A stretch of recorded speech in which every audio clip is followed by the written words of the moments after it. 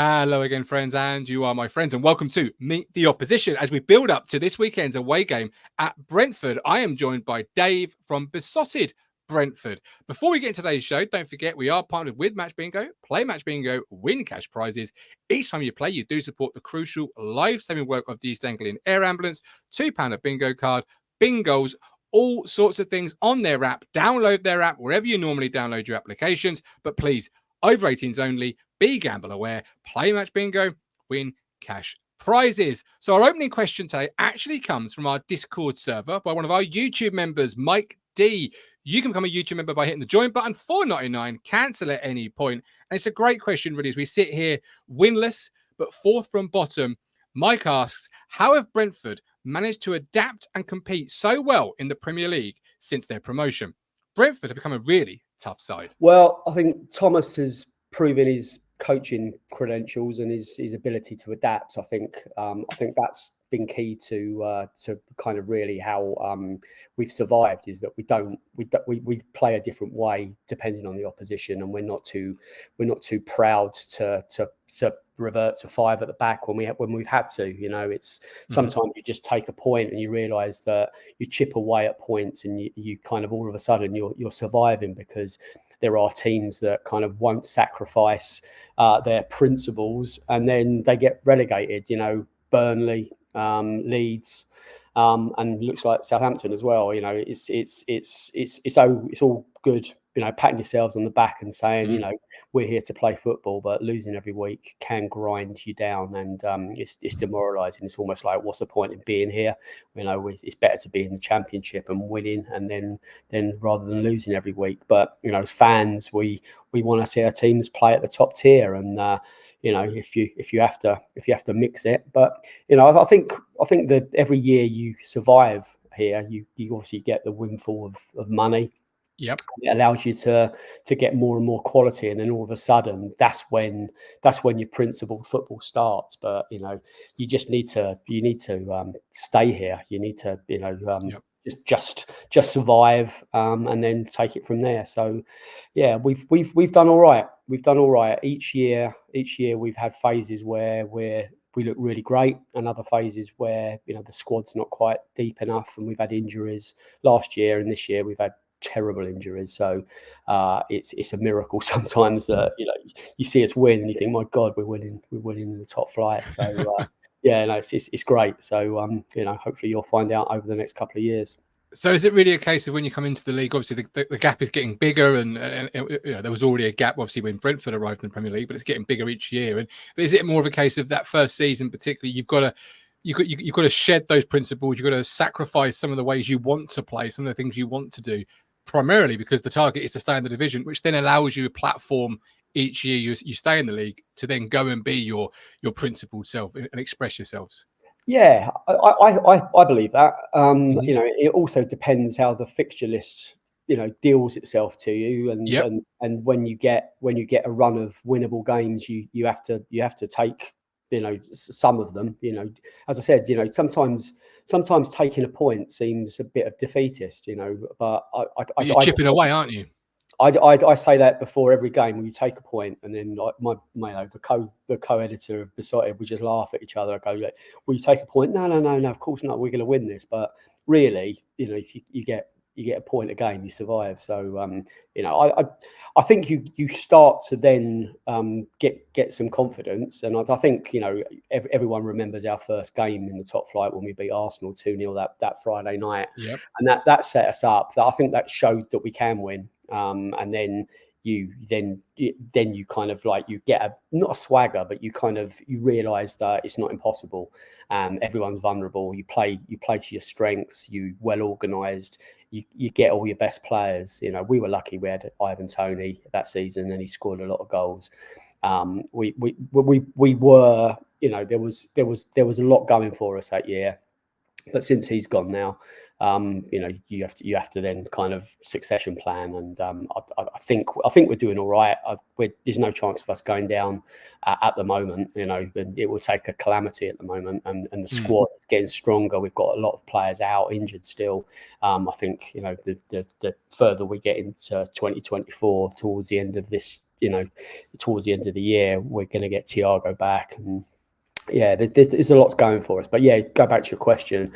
I think you do. I think you have to be a bit more pragmatic sometimes. And no one's gonna pat the manager on the back for taking you down. Trying to play suicide football from the back. It's a hard watch. You come into the game obviously sitting in 13th.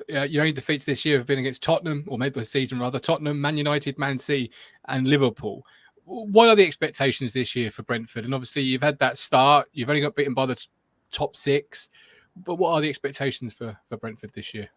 That fixture list has been awful to us away from home. We're unbeaten at the GTEC. We've won 3 and we drew against West Ham, which probably should have won that as well. The away run's been like traumatic. But we've been in all of the games. We've pushed the best quite hard. We only lost 2-1 at City. We lost 2-1 at Old Trafford.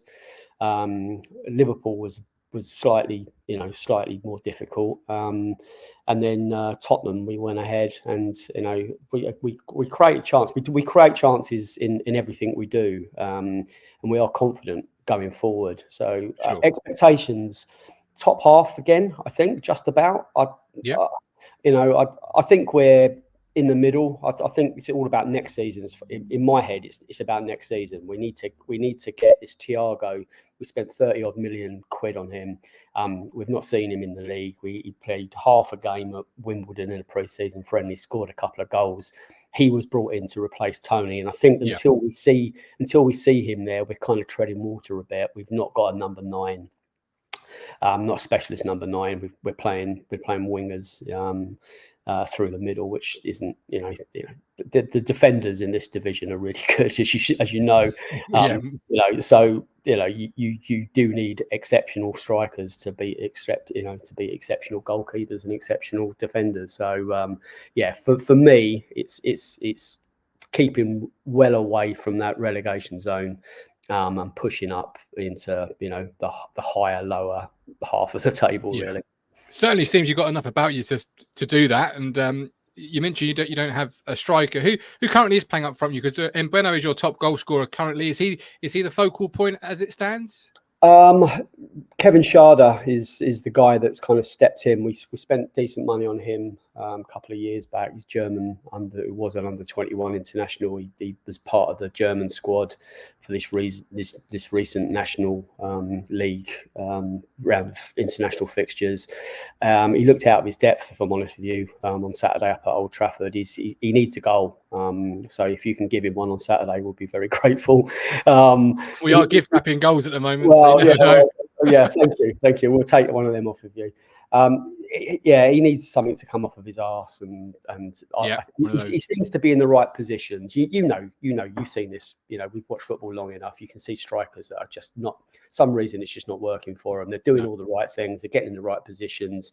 They're getting the right crosses, and they're not finding the finishes. And then all of a sudden they can't stop scoring. So he's in that situation. It was good that he got invited away with the German national team. Came a bit of a surprise to us because we just didn't think he was in that kind of form, but he went away and that would have done his confidence well. But as I said, at Old Trafford he didn't really look in it. So he needs a goal. So he needs one of those off his backside or a tackle that he doesn't quite mean and it goes in the net. One of those something that loops off his shin and over the goalkeeper. One of them. Well, hopefully not this Saturday. But obviously, being a top goal scorer, what kind of player is Mbeno? Mbumo's like he's. Sorry, pronunciation is terrible. No, I don't think there's a right way and a wrong way. Well, there probably is, but I don't think either of us are saying it right. He's quality. Yeah, he's really maturing. We've had him for a few years now, and he came up with us from the Championship, and he's kind of coming into his own, to be honest with you, and going away with Cameroon for the African Cup of Nations at the beginning of this year. He seems to have stepped up in the pecking order. He was always the understudy, really. He was always like Ivan Toney's sidekick. He was better than that. And when Ivan was out with his betting ban, Brian's sort of come into his own, really. He's kind of sees that opportunity, and he's probably the one that most bigger clubs are going to be sniffing around now. So he's probably next on that conveyor belt to leave, but he's under contract for quite a while. So if he does go, he's going to go for big money. But I don't necessarily think he's looking to go. He seems to be very comfortable and at home at Brentford.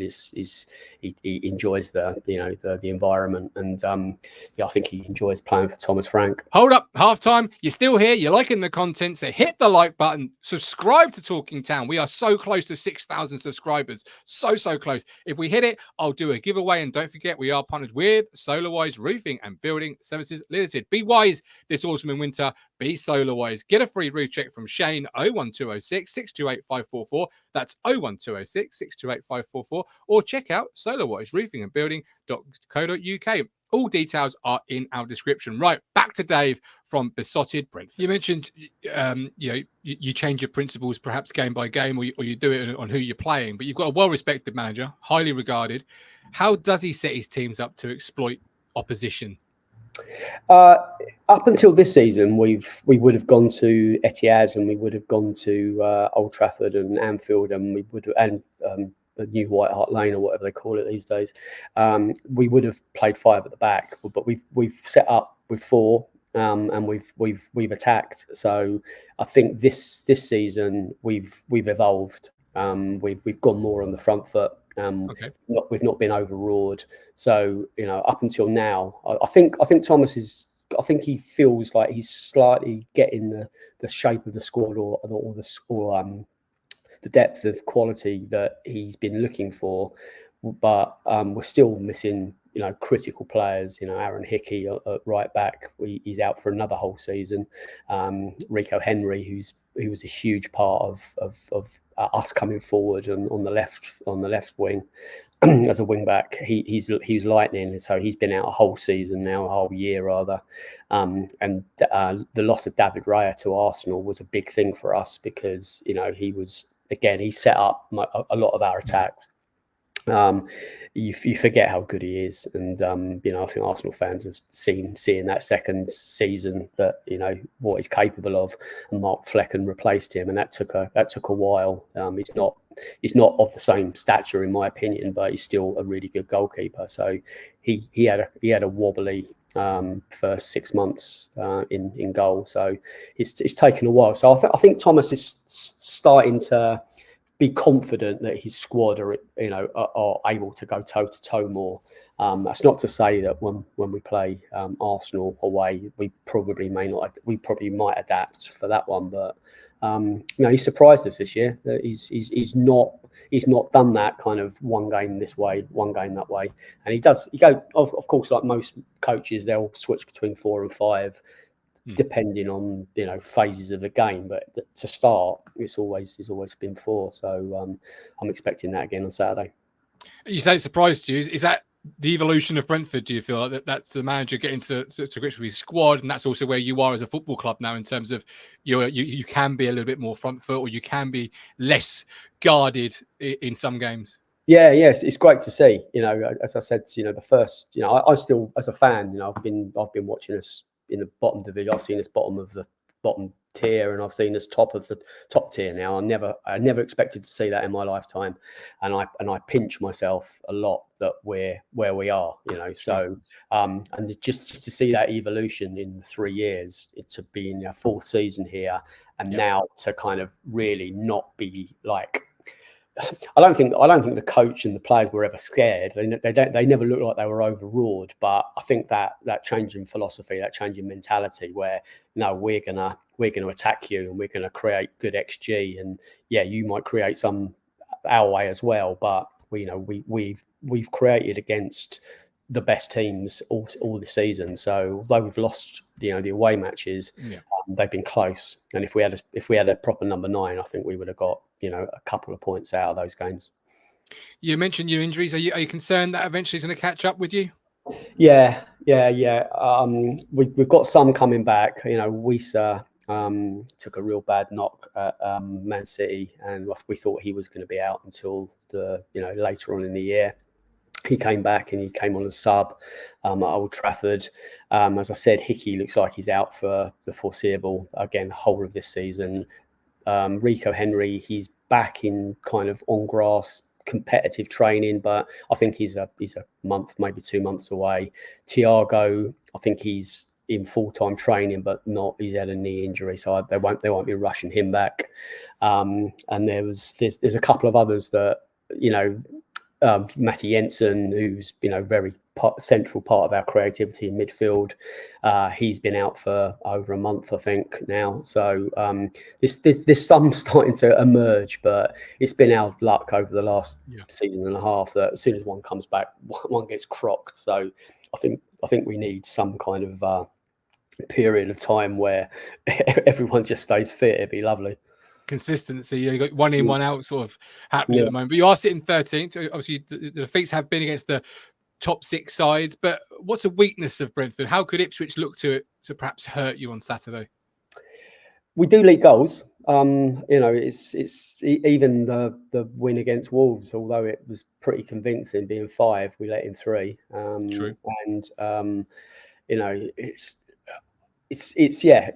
If you come at us, you're gonna create chances. As I said, the goalkeeper, I wouldn't say he's not been flaky this year, but he's not at that elite level quite yet, I don't think. Okay. So test him. Plenty is what you're saying. Yeah, I'd say so. But the defenders, Ethan Pinnock and Collins and Aya, they've been pretty solid. But we've got sort of standing left backs and standing right backs. So along, if you've got tricky wingers, they might have a bit of joy there. But it's not. They don't stand out like a sore thumb. They're not like you're not playing sort of. They're not too bigger problem, but they're not sort of specialist wing backs. Yeah, they're not your first choice wing backs if you had everybody fit, but they're standing in and doing a solid enough job. And okay, so that's interesting. Tricky wingers.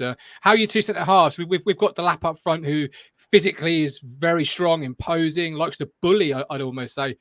Centre halves. Can your centre halves deal with someone who's physical? Yeah, they're big. Yeah, Pinnock and Collins especially. Van Berg is sort of we bought him from Liverpool in the transfer window. He's more of a sort of a baller. Yeah. When we're still kind of learning about him as a defender, to be honest, he's still quite early days. Okay. And he has looked good, and he has given the ball away a lot. So it's but he's clearly a decent player though. Last 2 questions, and I honestly thank you for your time, Dave. First of all, we've talked about your top goal scorer, but what one underrated player at the moment? What one player is going under the radar at Brentford that perhaps people should be talking about, but haven't been or aren't? There's a guy called Vitaly Janelt who's a youngish German midfielder who we bought for like 50p, and he's been consistently good. I mean, some Brentford fans are saying he's kind of reached his ceiling. Okay. But I think he contributes way more than sometimes he's given credit for. He really does sort of play with his his heart on his sleeve. And Christopher Aya is another one. He's the defender that comes forward a lot. Always plays with a big smile on his face.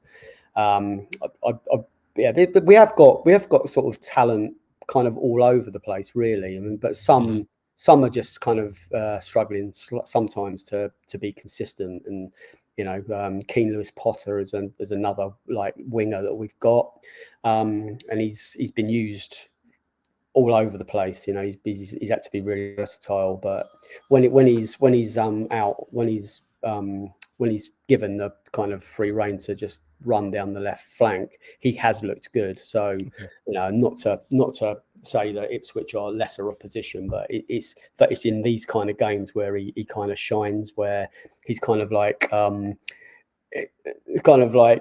Premiership light and Championship. He's in that buffer. So hopefully he'll have a good game on Saturday.